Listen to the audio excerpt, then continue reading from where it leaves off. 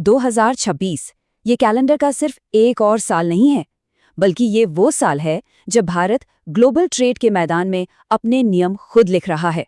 हम देख रहे हैं एक सोची समझी एक्सपोर्ट स्ट्रैटेजी को जो दुनिया के सबसे बड़े बाजारों में एक मजबूत कदम रख रही है। 87%, जी हाँ 87%, ये यूरोपियन यूनियन को होने वाले भारत के अनाज एक्सपोर्ट में आया उछाल है।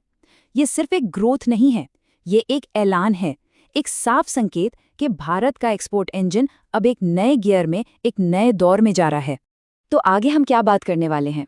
हम इस पूरी स्ट्रैटेजी को समझेंगे, उन दो बड़े ट्रेड डील्स को जानेंगे जिन्होंने सारे दरवाजे खोले, और फिर उन मजबूत आंकड़ों को देखेंगे जो इस कहानी को सच साबित करते हैं। हम इसके आर्थिक और सामाजिक असर, आगे आने वाली चुनौतियों और सबसे बड़े सवाल का जवाब तलाशेंगे। क्या भारत वाकई एक नए ट्रेड युग में कदम रख रहा है? देखिए, एक्सपोर्ट्स में ये जो तेजी आई है, ये कोई तुक्का नहीं है। ये एक बहुत ही सोची समझी स्ट्रेटेजिक चाल का नतीजा है। भारत दुनिया के दो सबसे बड़े बाजारों, यूरोपियन यूनियन और यूनाइटेड स्टेट्स में बहुत तेजी से अपनी जगह बना रहा है। और इस पूरी रणनीति की नींव क्या है? वो है भारत की कृषि शक्ति। दुनिया के 8वें सबसे बड़े एग्रीकल्चरल एक्सपोर्टर के तौर पर भारत सिर्फ इस रेस में हिस्सा नहीं ले रहा है, बल्कि वो अपनी इस ताकत को इस्तेमाल करके इकोनॉमिक ग्रोथ की एक नई लहर पैदा कर रहा है। तो सवाल ये है कि इस जबरदस्त ग्रोथ के पीछे की वजह क्या है? वजह है दो ऐतिहासिक ट्रेड ब्रेक थ्रूज। जी हाँ, यूरोपियन यूनियन और अमेरिका के साथ हुई वो बड़ी डील्स जिन्होंने सारी बाधाएं तोड़ दी हैं और भारत की एक्सपोर्ट क्षमता को पूरी दुनिया के सामने लाकर खड़ा कर दिया है। यूरोपियन यूनियन के साथ हुई डील, जो दशकों की बातचीत के बाद फाइनल हुई है, एक असली गेम चेंजर है। 2026 में आखिरकार वो रुकावट खत्म हुई।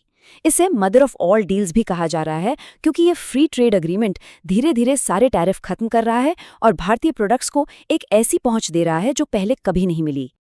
और अगर हम अमेरिका की बात करें तो वहां बदलाव और भी जबरदस्त है। पहले क्या होता था? ऊंचे टैरिफ की वजह से हमारे प्रोडक्ट्स कंपटीशन में टिक नहीं पाते थे, लेकिन अब जीरो टैरिफ एक्सेस के साथ हमारे एग्रीकल्चरल प्रोडक्ट्स को दुनिया के सबसे बड़े कंज्यूमर मार्केट में एक बहुत बड़ा प्राइस एडवांटेज मिल गया है। ठीक है, बातें तो बहुत हो गईं, लेकिन कहते हैं ना, नंबर्स डोंट लाई। तो चलिए अब जरा उन ठोस आंकड़ों पर नजर डालते हैं जो इस एक्सपोर्ट बूम की असली कहानी बताते हैं। ऑटोमोटिव सेक्टर को ही ले लीजिए। यूरोपियन यूनियन को हमारा एक्सपोर्ट 1.6 बिलियन डॉलर से बढ़कर सीधा 2.2 बिलियन डॉलर पर पहुंच गया। ये सिर्फ एक नंबर नहीं है, ये भारत की बढ़ती मैन्युफैक्चरिंग पावर का जीता जागता सबूत है। और याद है वो 87% वाला आंकड़ा जिसकी हमने शुरुआत में बात की थी? वो यहीं से आता है। अनाज का एक्सपोर्ट 181 मिलियन डॉलर से बढ़कर 339 मिलियन डॉलर हो गया। ये दिखाता है कि टैरिफ हटने का हमारे कृषि सेक्टर पर कितना तेज और कितना बड़ा असर हुआ है। 75%, ये वो नंबर है जो अमेरिकी बाजार में भारत की कामयाबी को दिखाता है।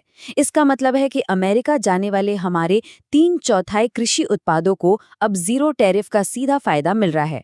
तो ये जीरो टैरिफ का असल में मतलब क्या होता है? सीधी सी बात है, जब इंपोर्ट ड्यूटी खत्म हो जाती है तो भारतीय प्रोडक्ट्स वहां के बाजार में सस्ते हो जाते हैं, जिससे वो ज्यादा कॉम्पिटिटिव हो जाते हैं। नतीजा, डिमांड आसमान छूती है और हमारे किसानों की जेब में सीधे सीधे ज्यादा पैसा आता है।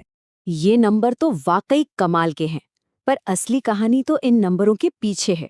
यानी इसका जमीनी स्तर पर, आम लोगों पर और हमारी अर्थव्यवस्था पर क्या असर हो रहा है। अगर हम बड़े पैमाने पर देखें तो फायदे साफ हैं। दुनिया में हमारी कॉम्पिटिटिवनेस बढ़ रही है, हमारा ट्रेड सरप्लस मजबूत हो रहा है और फॉरेन एक्सचेंज रिजर्व भी बढ़ रहा है। ये सब मिलकर भारत की जीडीपी ग्रोथ को एक जबरदस्त बूस्ट दे रहे हैं। लेकिन जो सबसे जरूरी बात है वो है इसका सामाजिक असर। ग्रामीण इलाकों में लोगों की आय बढ़ रही है और अनुमान ये है कि इस पूरी सप्लाई चेन में छोटे उद्योगों से लेकर लॉजिस्टिक्स तक करीब 70 से 100 लाख यानी 7 से 10 मिलियन नई नौकरियां पैदा होंगी। लेकिन रुकिए, सब कुछ इतना आसान भी नहीं है। इस ग्रोथ की रफ्तार को बनाए रखने के लिए भारत के सामने आगे कुछ बड़ी चुनौतियां भी हैं, जिन्हें हमें समझना होगा। अब सबसे बड़ा रिस्क टैरिफ का नहीं, बल्कि नॉन टैरिफ बैरियर्स का है। इसका मतलब है यूरोप और अमेरिका के बहुत सख्त क्वालिटी और कंप्लायंस स्टैंडर्ड्स। इसके अलावा ग्लोबल कंपटीशन बहुत तगड़ा है और मरीन प्रोडक्ट्स जैसे कुछ सेक्टर्स पर भविष्य में टैरिफ लगने का खतरा भी बना हुआ है। तो इन चुनौतियों को देखते हुए आगे का रास्ता क्या है? देखिए, ये जो जीत मिली है, ये मंजिल नहीं बल्कि एक शानदार शुरुआत है। भारत असल में ट्रेड में दबदबा कायम करने वाले एक नए युग की नींव रख रहा है। इस बात पर जरा गौर कीजिए, अमेरिका का जो एग्री इंपोर्ट मार्केट है, वो करीब $82 बिलियन का है और उसमें भारत का हिस्सा अभी सिर्फ 3.5% है। मतलब ग्रोथ की जो गुंजाइश है, वो सिर्फ बड़ी नहीं है, वो बहुत विशाल है।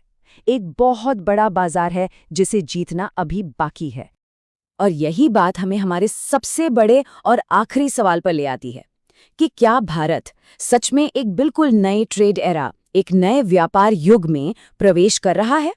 सारे सबूत, सारे आंकड़े बस एक ही तरफ इशारा कर रहे हैं।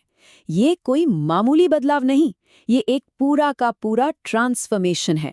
हम सब एक ग्लोबल एक्सपोर्ट पावर हाउस के तौर पर भारत के उदय को देख रहे हैं। भारत का ग्लोबल ट्रेड ट्रांसफॉर्मेशन शुरू हो चुका है।